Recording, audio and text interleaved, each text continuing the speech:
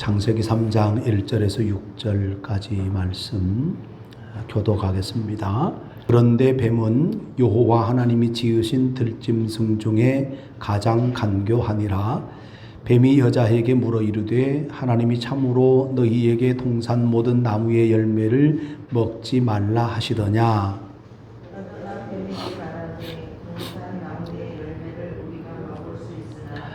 동산 중앙에 있는 나무의 열매는 하나님의 말씀에 너희는 먹지도 말고 만지지도 말라 너희가 죽을까 하노라 하셨느니라.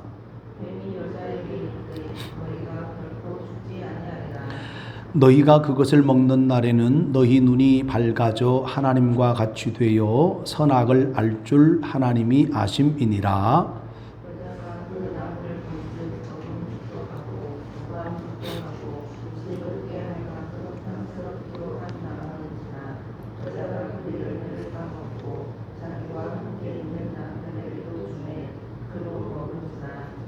아멘. 창세기 강의 이제 8번째 시간입니다. 에덴 동산의 특징은 뭐냐면 하나님이 보시기 좋았다라고 하는 거예요. 그래서 아름다웠고 조화가 있고 그리고 질서가 있는, 그래서 하나님과 사람과의 관계도 어떤 일체감, 유기적인 일체감 이렇게 표현하면 될까요? 그런 아주 좋은 관계가 형성되었던 것이 타락 이전에 하나님과 사람과의 관계가 되어지는 거죠. 그리고 뿐만 아니고 이제 아담과 하와와의 관계, 즉 사람과 사람과의 관계도 매우 좋은 관계. 그러니까 벌거벗었으나 부끄러움이 없는 관계. 아름다운 관계죠. 그런 관계가 되었었고, 그리고 또 한편으로는 이제 사람과 자연과의 관계도 불편함이 없었어요.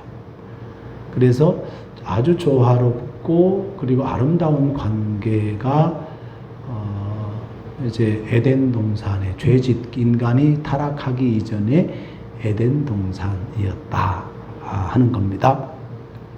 그런데 3장에 들어와서 이 아름다움과 조화로움의 관계가 깨어져 버려요.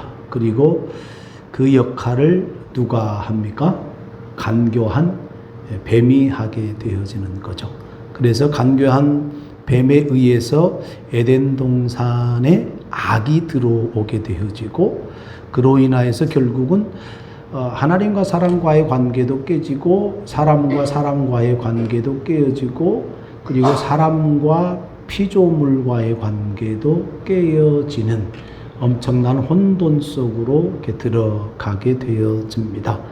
그래서 부정적인 결과들이 나타나게 되어지는데, 이 부정적인 결과들은 바로 인간의 범죄로 인한 하나님의 심판으로서 나타나게 되었다라고 하는 겁니다. 근데 하나님의 심판으로 머물렀느냐? 또 그것은 또 아니에요.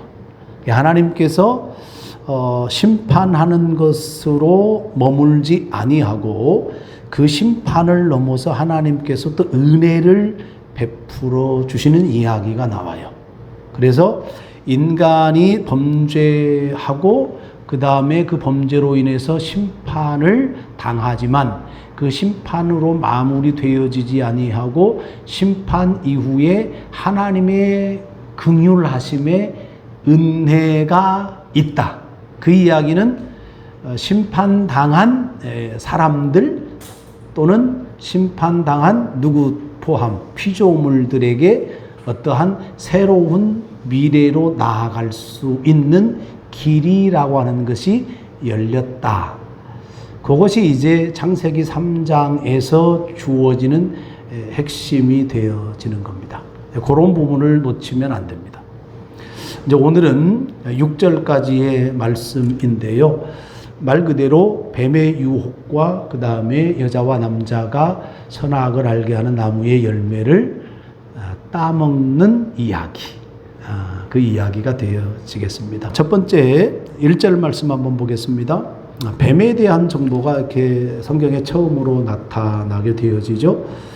뱀이라고 하면 여러분 어떤 이미지를 갖고 있어요? 되게 마귀, 내지는 뭐 사탄 그렇게 생각을 하잖아요. 그래서 주로 뱀 꿈을 꾸면 기분이 좋아요, 나빠요? 기분이 나쁘잖아요.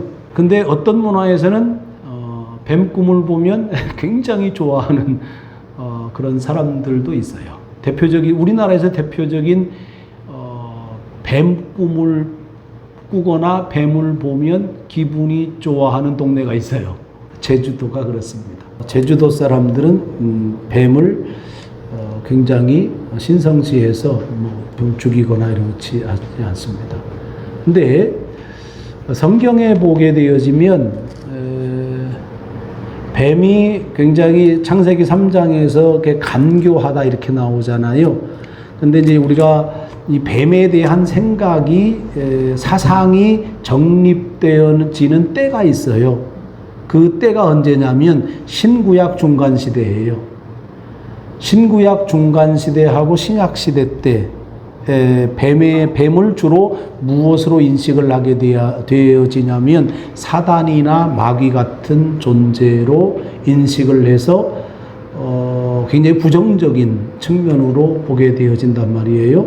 뱀을 사단이나 마귀로 인식을 해서 사람보다 뛰어난 존재로 인식을 하는 경우가 신구약 중간 시대 그리고 신약 시대 때에 예수님 당시에 그러니까 기원 후 1세기 당시에 그러한 사상이 많이 있었다라고 하는 것을 우리가 상식적으로 좀 알고 있어야 돼요. 뱀이 사단처럼 귀신처럼 영적인 존재고 그런 어떤 신적인 능력을 갖고 있는 존재였는가라고 하는 것을 성경적으로 찾아봐야 된다라고 하는 거죠. 그런 측면에서 오늘 1절이 그 대답이 되는 거예요.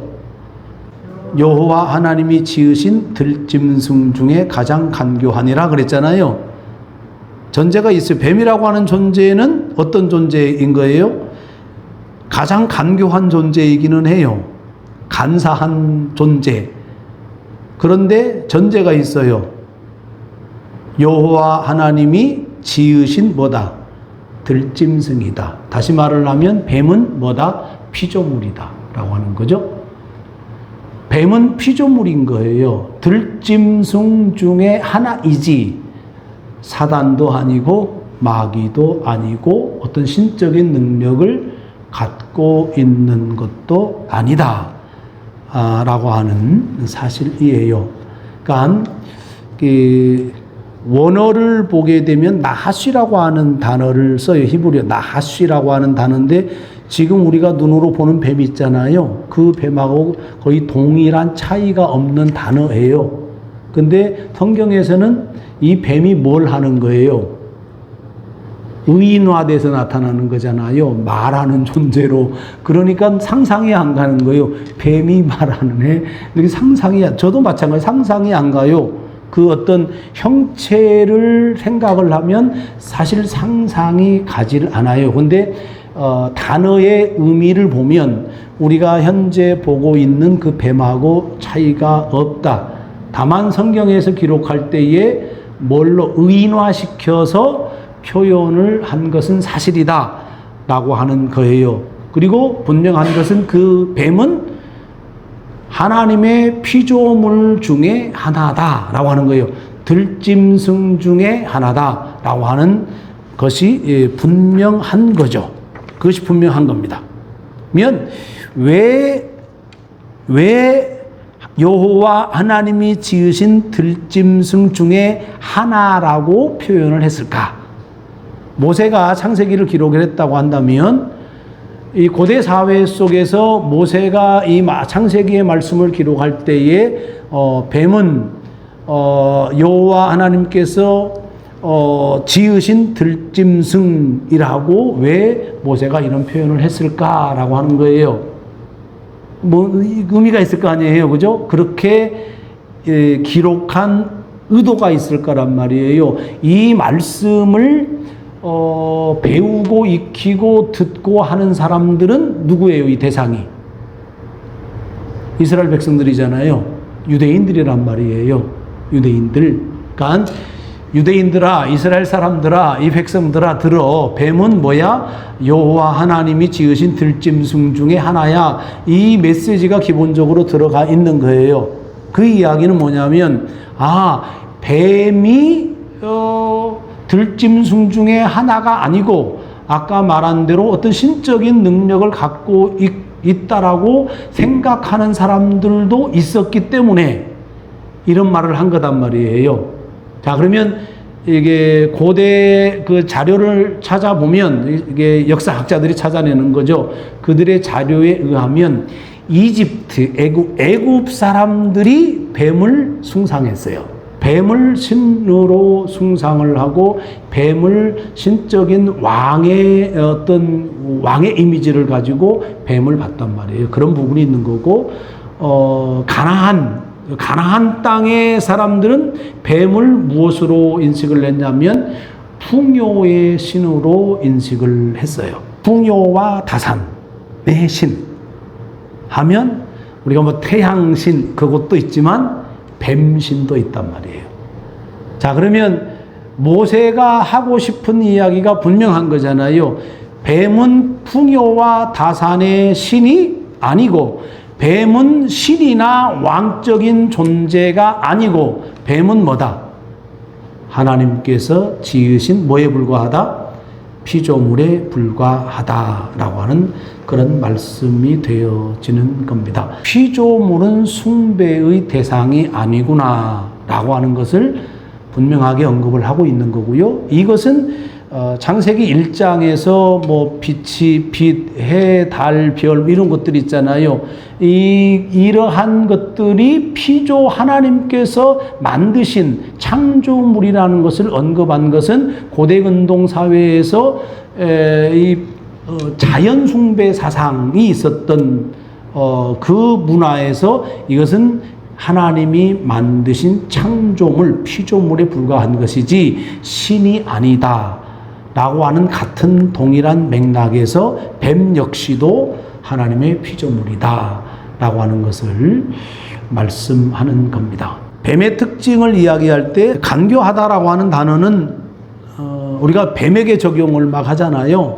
근데 사실은 이 단어는 긍정적인 의미로 사용될 수도 있고 부정적인 의미로 사용될 수도 있고 그래요.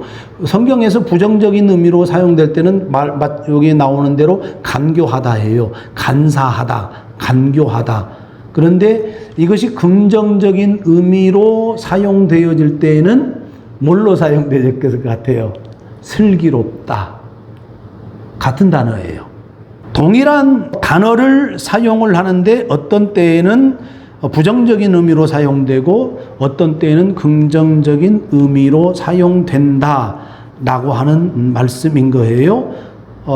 그런 측면에서 이 간사함이 도대체 어디서 왔나 이런 질문들을 신학자들이나 이 성경을 궁금해하는 사람, 특별히 악의 기원을 궁금해하는 사람들이 이 질문들을 계속 던져요. 간사함이 어디서 왔느냐?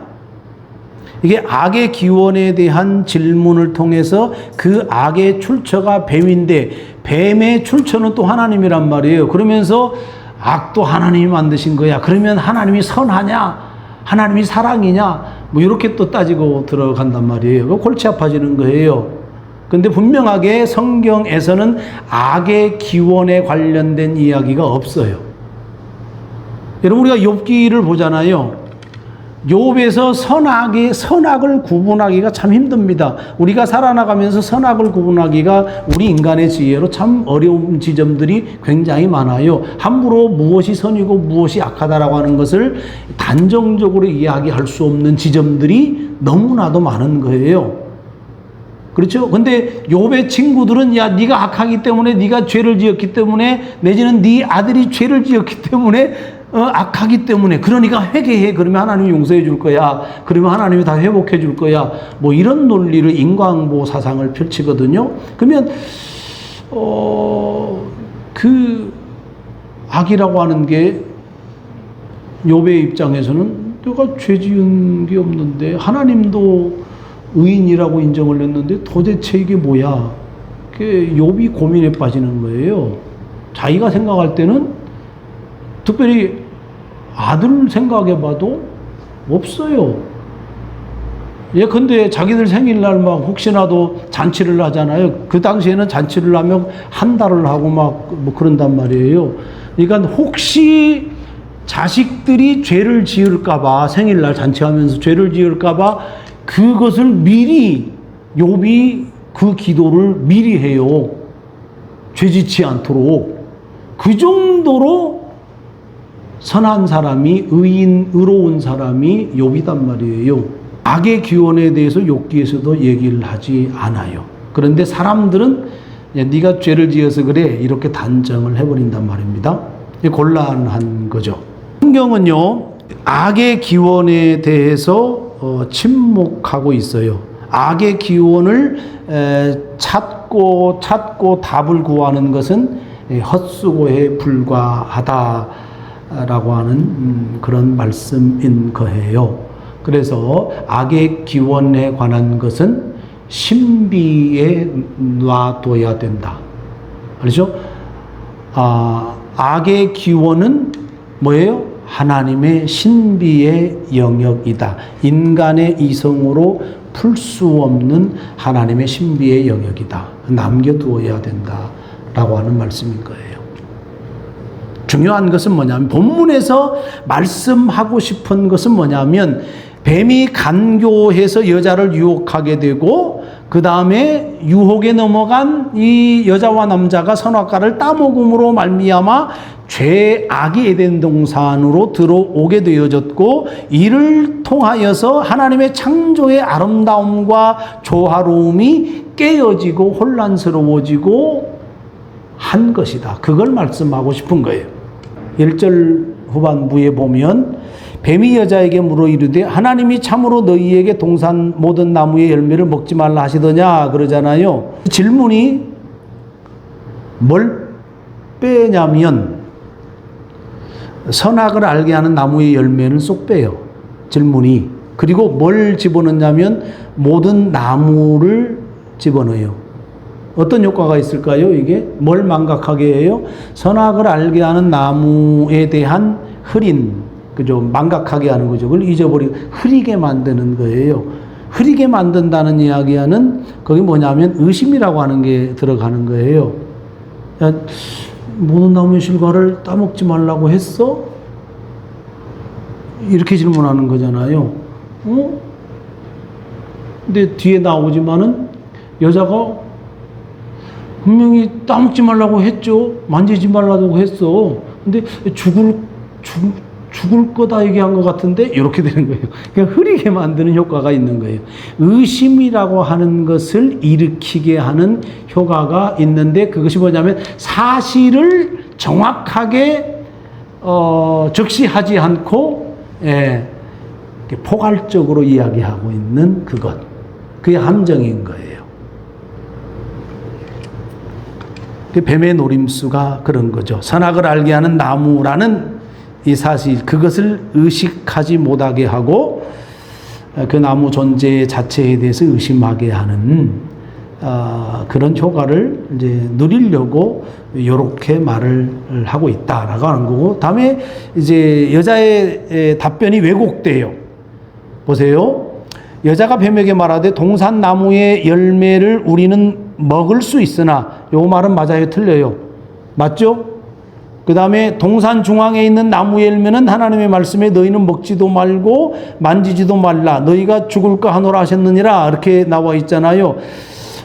정확하게 하나님이 이렇게 말씀하셨나요? 2장 8절 말씀에 이렇게 나와 있어요. 여호와 하나님이 동방의 에덴노에 동산을 창설하시고 그 지으신 사람을 거기 두시니라. 여호와 하나님이 그 땅에서 보기에 아름답고 먹기에 좋은 나무가 나게 하시니 동산 가운데에 있는 생명나무와 선악을 알게 하는 나무도 있더라. 동산 가운데에 두 가지 나무를 줬어요. 하나는 생명나무고 다른 하나는 선악을 알게 하는 나무예요. 자, 그런데 사단은 여자는 뭐라고 이야기하냐면 동산 중앙에 있는 나무의 열매는 이렇게 얘기해요.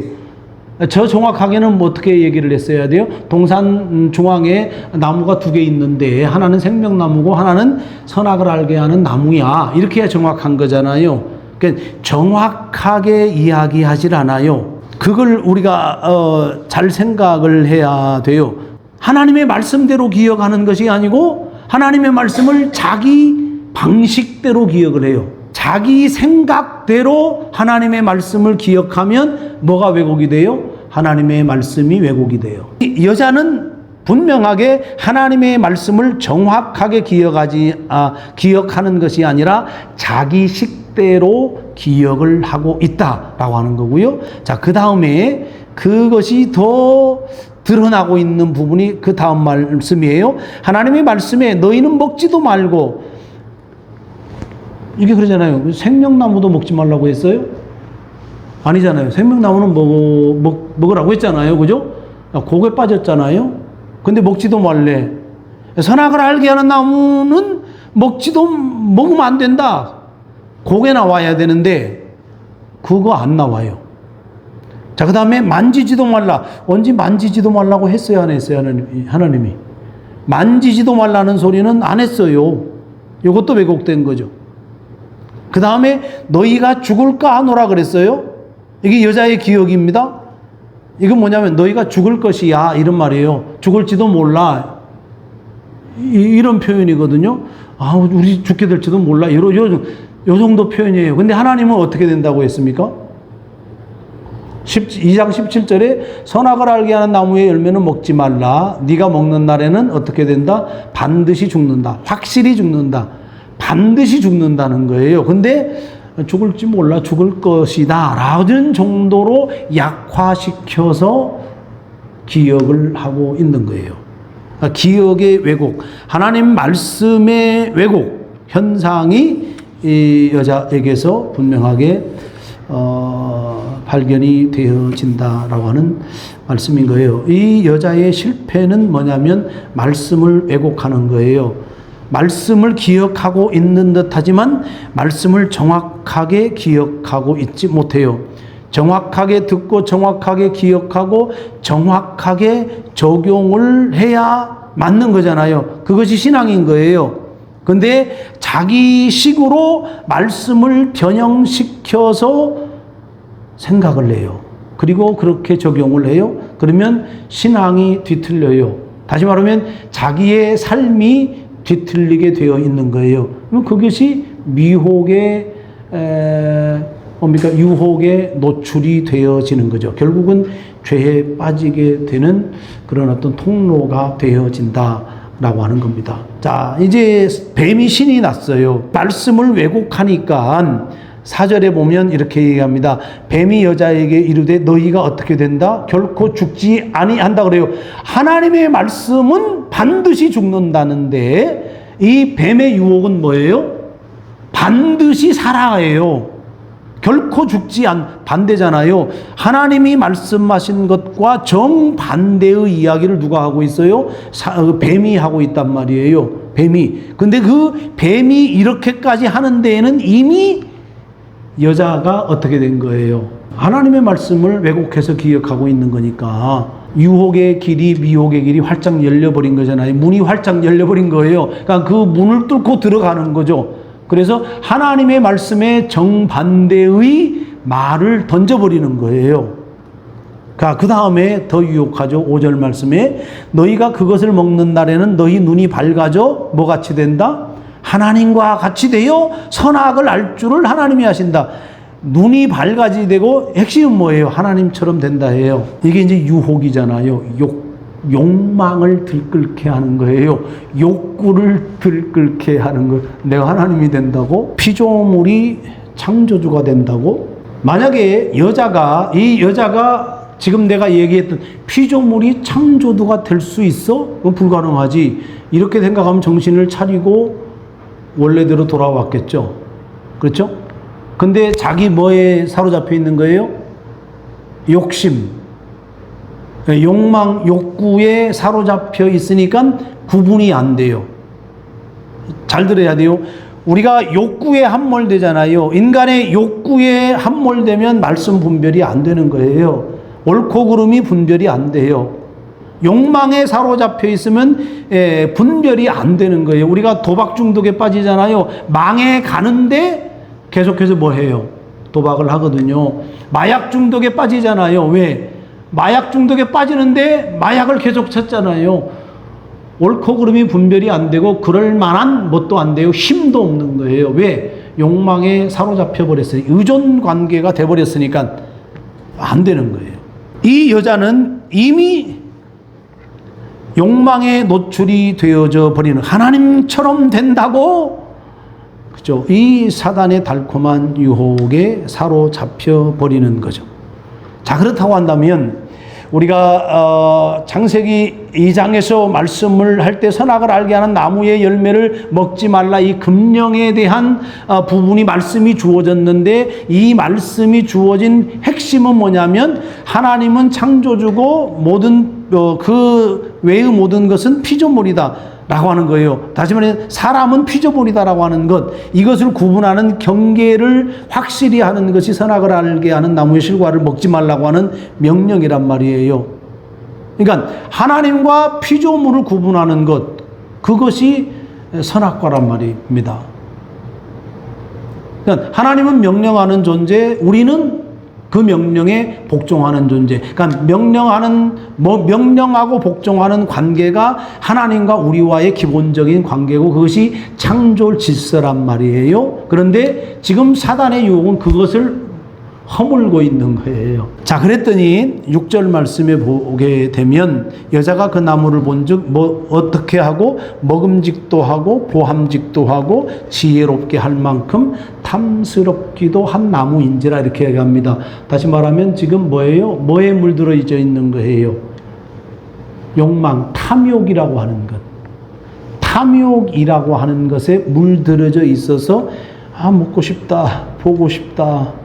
어제 지혜가 정말 있을 것 같은데, 선악과를 따먹은 이유 분명해요. 결국은 탐욕인 거거든요. 유혹에 이끌린 이 여자는 욕심이 생겼다. 그러니까 욕심이 있기 전에는, 탐욕이 있기 전에는 선악을 알게 하는 나무의 그 나무가 친근하지 않았을 거예요. 아예 거리를 두고 살았을 거란 말이에요. 그런데 욕심이 생기니까 가까워지는 거지. 탐욕이 생기니까 가까워지는 거지. 그렇죠? 그래서 먹음직도 하고 보함직도 하고 지혜롭게, 즉 영리하게 할 만큼 그런 나무인 것 같다라고 여기는 거죠. 결국은 따먹게 되었고, 그리고 누구까지 주었어요? 함께 있는 남편에게도 주었다. 이 말은 뭐냐? 함께 있는 남편, 뱀은 5절 말씀에 너희가, 3절 너희가 이렇게 함을 통해서 이 현장에, 지금 뱀과 여자가 대화하는 이 현장에 누구도 함께 있는 거예요. 아담도 함께 있는 거예요. 그러니까 아담도 그 뱀과 여자가 하는 소리를 이미 다 듣고 있었던 거예요. 거기에 동의하고 있었던 거고, 그리고 여자가 건네줄 때 너무나도 자연스럽게 그냥 먹어버리게 되어진 거죠. 결국 인간은 탐욕에 굴복하게 되어졌고, 결국 하나님의 명령을 어기고 선악을 알게 하는 나무의 실과를 따먹게 되었다라고 하는 그런 말씀입니다. 말씀은 이래요. 선악과를 따먹은 인간에게서 우리의 모습을 본다고 한다면, 첫째는 이겁니다. 하나님의 말씀을 무시한 것. 하나님의 말씀에 게으른 행위, 그것이 죄의 본질이다 하는 겁니다. 두 번째는 뭐냐면, 창조주 하나님과 피조물과의 관계는 명령하고 복종하는 관계인데, 이 관계를 깨트리고 누가 주인이 된 거예요? 누가 창조주가 되는 거예요? 내가 창조주가 되겠다. 내가 주인이 되겠다. 내가 왕이 되겠다. 내가 청지기가 아니라, 위임받은 대리 통치자가 아니라 내가 에덴 동산 온 우주 만물을 다스리겠다. 하나님처럼 된다고 하는 건 그 이야기잖아요. 그렇게 선언해 버린 거죠. 그러니까 우리의 삶 속에서 내가 내 삶의 주인이 되고, 내가 스스로 신이 되어져서 살아가겠다. 내가 왕이 되어져서 살아가겠다. 이것이 죄의 본질이다라고 하는 거예요. 다른 말로 하면 교만 이렇게 얘기합니다. 그래서 요즘 세대가 하나님을 무시하고 자신이 신이 되려는 시도, 다시 말하면 나를 극대화하는 욕구, 나 자신 인간이라고 하는 내 존재를 극대화시키는 사상, 그런 이즘이라고 할 때 이기주의든 그것이 무엇이든 간에 공산주의든 민주주의든 자본주의든 사회주의든 그 이즘이라고 하는 것은 인간의 이성을, 이 인간이라고 하는 존재를 극대화시키거든요. 이 인간이라고 하는 존재를 극대화시키는 순간에 누가 무시가 되냐면 하나님이 무시가 되어져 버려요. 그것이 죄의 본질이고 그것이 교만이다라고 하는 말씀이 되어지는 겁니다. 해서 선악과를 따먹은 이 아담과 하와를 통해서 우리 자신을 다시 한번 보고 피조물로 돌아가고 하나님의 말씀을 정확하다는 말이 좀 어폐가 있지만 우리가 모르니까 하나님의 말씀을 그래도 깊게 알아가고 하나님의 마음을 헤아리는 존재로, 그리고 말씀이 우리에게 주어질 때 우리는 그 말씀에 순종하며 살아가는 존재로 그렇게 다시금 세움을 받고 살아가는 것, 그것이 올바른 신앙이다라고 하는 것 기억하고 살아가기를 주의 이름으로 축복합니다.